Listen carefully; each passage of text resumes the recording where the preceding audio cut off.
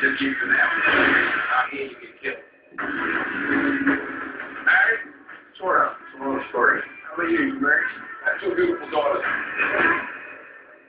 What happened? Why would you want to get to a railroad cross?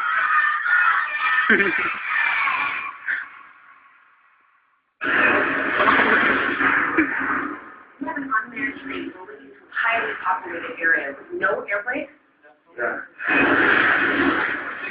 What's up? There's Unos ronciaditos aquí, chicos. We're worried about in terms of cars. We're not talking about a train.